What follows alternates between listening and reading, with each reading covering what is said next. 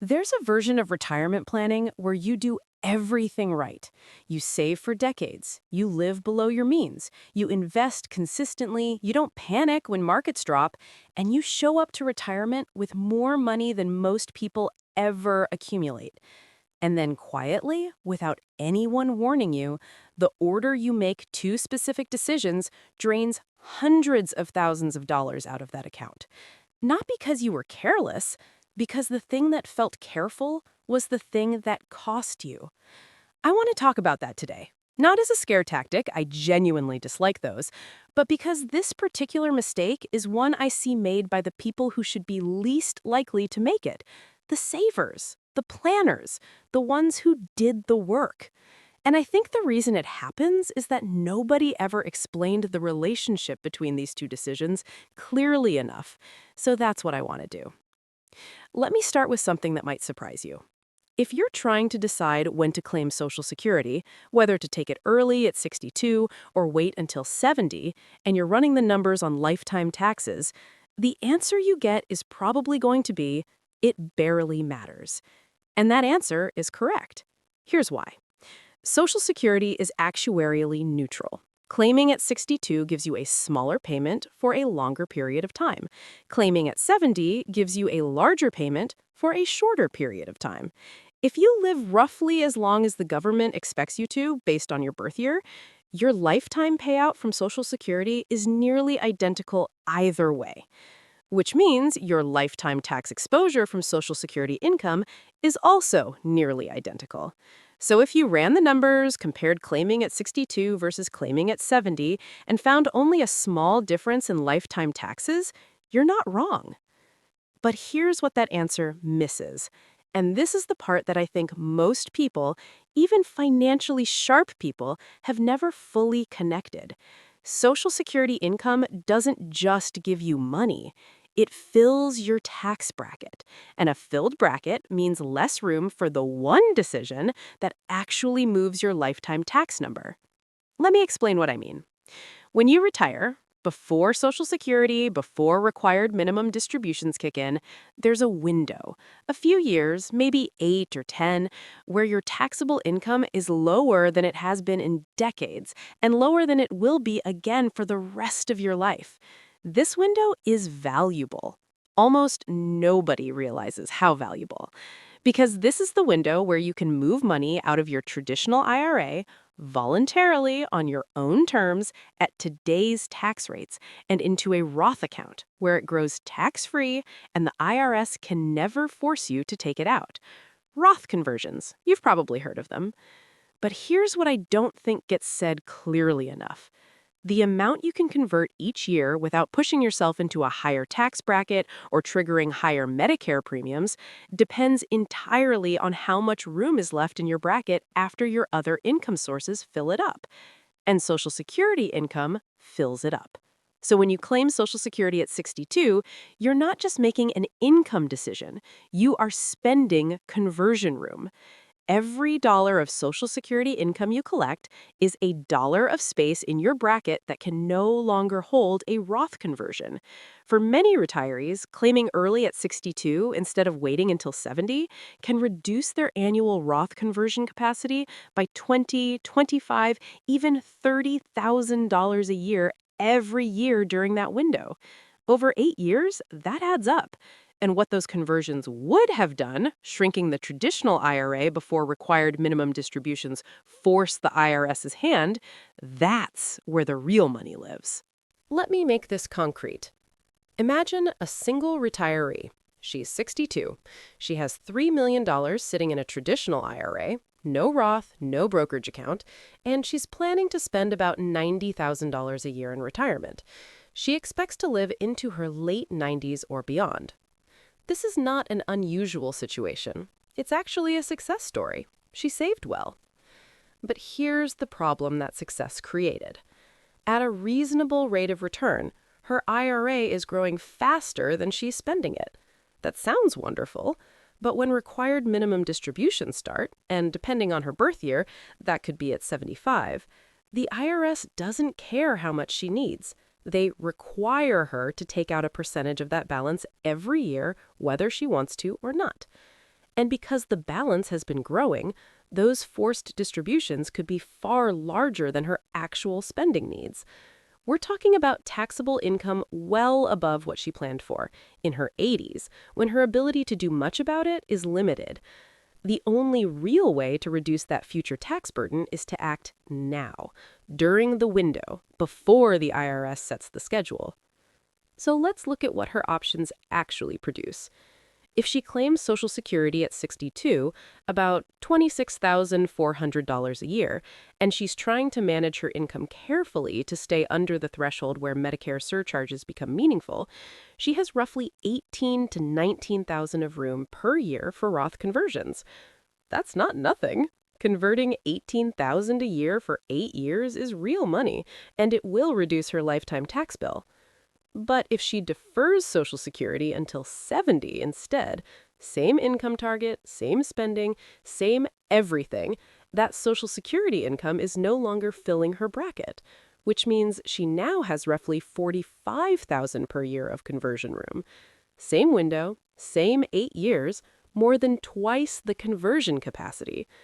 The difference in projected lifetime taxes between those two paths, according to modeling based on standard actuarial and tax assumptions, can exceed $800,000 in raw future dollars. Discounted to today's value, you're looking at something in the range of $500,000. $500,000, not from taking more risk, not from finding a better investment, from understanding the relationship between two decisions and getting the sequence right. Now, I want to stop here for a moment, because I know what some of you are thinking. Clara, I might not live to 95. I might not live to 85. Why would I voluntarily pay more taxes now for a benefit I might not be around to see? That's a completely fair question, and I want to answer it honestly. First, and I say this gently, we are not good at predicting our own longevity. The research on this is pretty consistent.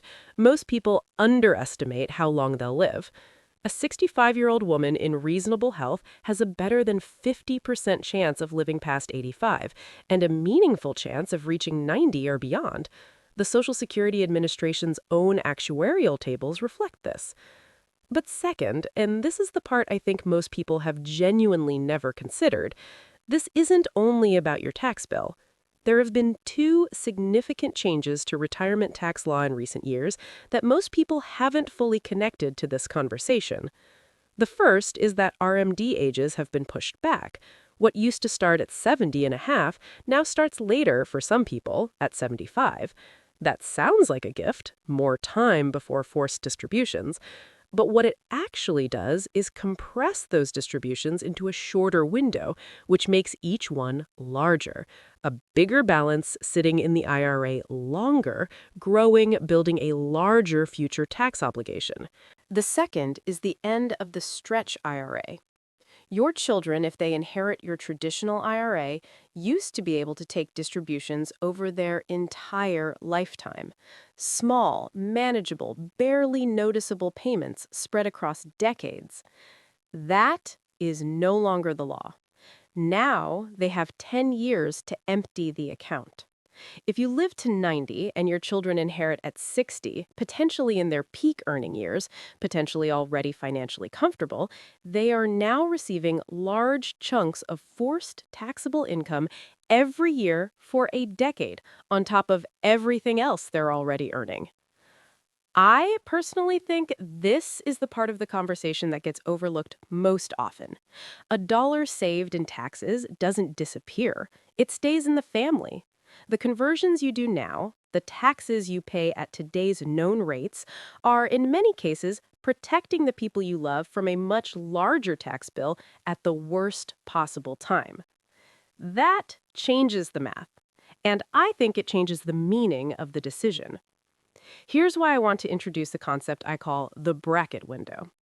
The bracket window is the period between when you retire and when your required minimum distributions start. For most people, this is somewhere between 5 and 15 years. During this window, something unusual is true about your financial life. Your income is lower than it has been since early in your career. You're not receiving Social Security yet, or you shouldn't be if you're managing this strategically. You're drawing from savings, not from forced distributions. And you're in a bracket that, for many retirees, is significantly lower than what they faced during their working years. This is the only time in your retirement when you control the schedule. Once RMDs begin, the IRS controls the schedule. Once Social Security starts, that income fills your bracket every year whether you need it to or not. But inside the bracket window, if you've planned for it, you have the ability to convert money from your traditional IRA to Roth at rates you choose, in amounts you choose, on a timeline that works for you. That flexibility is the asset, and it's time limited. The people who get this right aren't necessarily smarter or better at math. They just understand that the bracket window exists and that it closes. Now, I want to be honest about something because I think intellectual honesty matters more than sounding certain. This is not a one-size-fits-all decision. The math I've described, the numbers, the thresholds, the conversion amounts, those are based on specific assumptions about tax rates, investment returns, life expectancy, and income sources. Your situation has its own numbers. If you have significant pension income, for instance, or if you're married with two Social Security benefits, the dynamics are different. If you're in poor health, the calculus around deferring Social Security shifts meaningfully. If your IRA is modest, say under $1 million, the urgency around RMD planning is lower. The right decision depends on your numbers, not someone else's situation. But, and I want to say this clearly, the framework is what matters most right now. The understanding that Social Security timing and Roth conversion capacity are connected, that Social Security fills brackets, that the bracket window is real and it closes, that the sequence of these decisions is not arbitrary. If you walk away from this video with just that, the framework, you will ask better questions of your advisor, of your tax professional, of yourself. And better questions lead to better decisions. I've been thinking about this topic for a while, and I want to admit something. For a long time, I thought the biggest barrier to getting this right was access to information. People just didn't know about Roth conversions or IRMA thresholds or RMD timing. And if they knew, they'd act. I've revised that view. I now think the bigger barrier is psychological. Voluntarily paying taxes you don't legally owe yet, moving money out of an account that's growing and handing the IRS a check for it, goes against something deep in how careful savers think. It feels like a mistake. It feels like giving something away. The same instinct that made you a good saver, protect what you have, don't give it up unnecessarily, is the exact instinct that makes this decision hard to execute even when you understand the math. That's not a flaw. It's just a place where the instinct that served you for 35 years needs to be gently overridden by a longer view. So here's what I want you to take from today. When you're thinking about Social Security timing, the first question most people ask is, when do I maximize my lifetime benefit? That's the wrong first question. The right first question is, how does my claiming age affect my ability to manage taxes during the years when I have the most control? Because if you claim early, you get income sooner, but you spend conversion room every year during the window when that room is most valuable.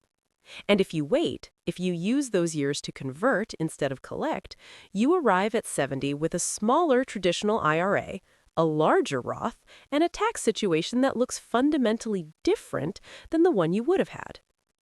This may not apply to every situation. Your specific numbers matter more than general rules. But for a large number of retirees who saved well and are sitting on a substantial traditional IRA, the math points in one direction with remarkable consistency.